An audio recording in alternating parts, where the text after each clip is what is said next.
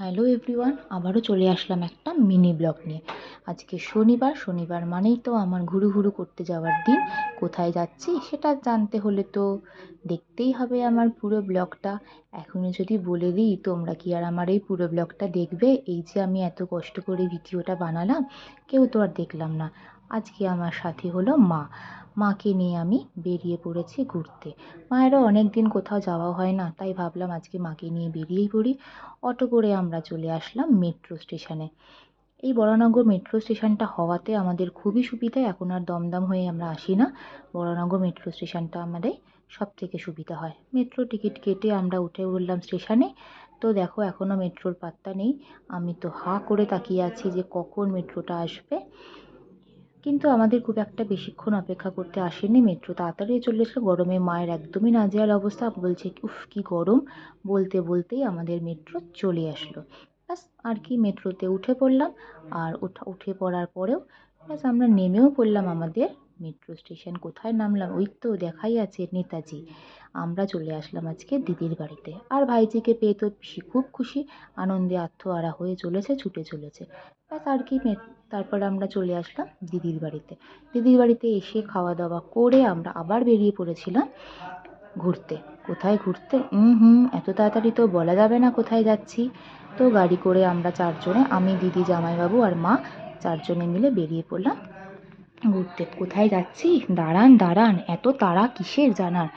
আমাদের গাড়ি তো দেখুন কি ছুটছে। হা হা, কি ভাবলেন এত স্পিডে ছুটছে? না না, এটাকে স্পিড বাড়িয়ে দিয়েছি আমি। ব্যাস বলতে বলতেই আমরা পৌঁছে গেলাম আমাদের গন্তব্যস্থল। কোথায় দেখুন, বুঝতে পারছেন কোথায়?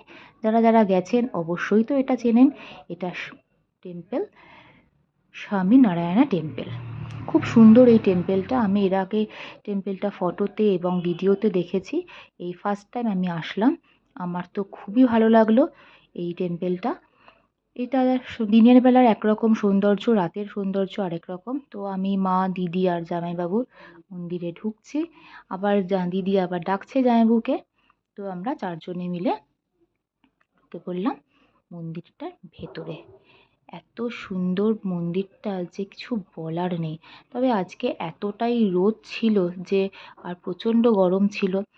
তো আমার পার্সোনালি মত যে এই মন্দিরটা যদি ভালো করে এনজয় করতে হয় তাহলে শীতকালে আসাটা সব থেকে ভালো। এত সুন্দর জায়গাটা যে ঘুরে দেখার আছে। এটা রোদের জন্য আমরা খুব একটা বেশিক্ষণ এখানে থাকিনি, অল্প কিছুক্ষণ সময় থেকেই আবার বেরিয়ে গেছিলাম। মন্দিরটার ভেতরটাতে খুব একটা ভিডিও করতে পারিনি, কারণ বারণ ছিল ভিডিও করা। তো বাইরেটাই একটু টুকটাক ভিডিও করলাম, একটু ফটো তুললাম।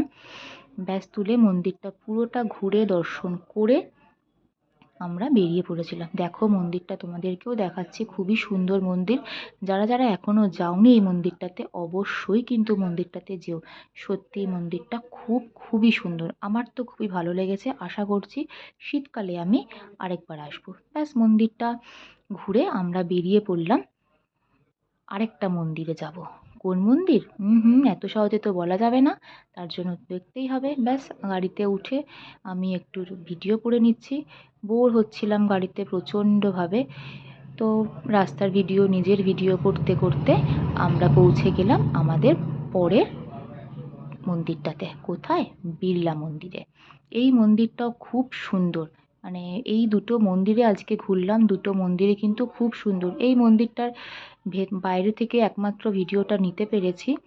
এছাড়া এই মন্দিরে একদমই ফোন অ্যালাউ নেই। তাও আমি একটু টুক করে যেই না ভিডিওটা আরম্ভ করেছি অমনি খেলাম একটুখানি বকা। ব্যাস বকা চোটে হয়ে গেল আমার ভিডিও করা। তো যাই হোক, যতটুকুনি করতে পেরেছি তাতেই আমার শান্তি। আজকের এই সারাটা দিন আমি খুব ভালোই কাটালাম।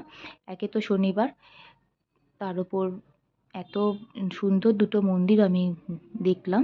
ভালোই কাটালাম আজকের দিনটা। ব্যাস আর কি, আবার গাড়িতে উঠে ছুটে চললাম বাড়ির উদ্দেশ্যে। না না, আজকে আমি দিদির বাড়িতেই যাচ্ছি।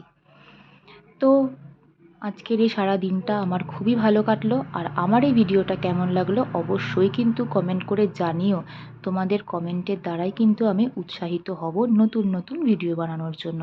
তো বাড়িতে ফিরে আসলাম। ব্যাস ফিরে এসে ভিডিওটা শেষ করবার জন্য আরেকটুখানি ভিডিওটা নিয়ে নিলাম। তো চলো আজকের মতো টাটা, সবাই ভালো থেকো, সুস্থ থেকো, আর আমার অবশ্যই কিন্তু সাথে থেকো।